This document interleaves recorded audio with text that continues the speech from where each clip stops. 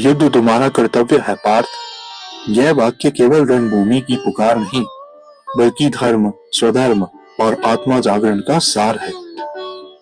कुरुक्षेत्र में जब अर्जुन अपने ही बंधु बांधवों, गुरुओं और प्रियजनों को सामने देखकर धनुष नीचे कर देता है, तब उसका मन करुणा और मोह के बीच फंस जाता है। उसे लगता है जिस युद्ध में अपनों का रक्त बहे वह विजय कैसी। लेकिन श्री कृष्ण उसे उसी क्षण याद दिलाते हैं कि कर्तव्य भावनाओं से नहीं, सत्य और न्याय से तय होता है। कृष्ण कहते हैं, पार्थ, तुम क्षत्रिय हो, तुम्हारे लिए अन्याय के सामने झुकना अधर्म को बढ़ावा देना है। यह युद्ध प्रतिशोध के लिए नहीं, धर्म की स्थापना के लिए है। जब सत्ता अहंकार में अंधी हो जाए, जब नीति को छल से कुचल दिया जाए, जब द्रौपदी के अपमान सभा में हो और मौन रहना शांति कहलाए, तब युद्ध केवल विकल्प नहीं, उत्तरदायित्व बन जाता है।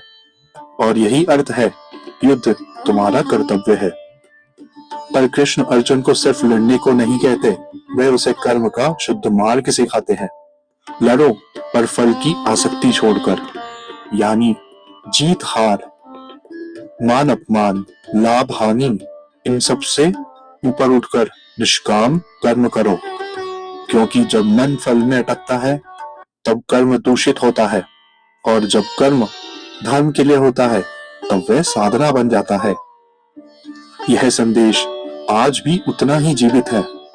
हर व्यक्ति के जीवन में कुरुक्षेत्र आता है, कभी अन्याय के रूप में, कभी डर के रूप में, कभी अपने ही संबंधों की उलझन के रूप में। तब श्री कृष्ण का यही वचन याद आता है, कर्तव्य से भागना आसान है, पर धर्म की रक्षा कठिन, और कठिन रास्ता ही अंततः आत्मा को ऊंचा उठाता है। इसलिए पार्थ, उठो, यह युद्ध बाहरी भी है और भीतर का भी। अधर्म के विरुद्ध खड़े होना ही तुम्हारा कर्तव्य है।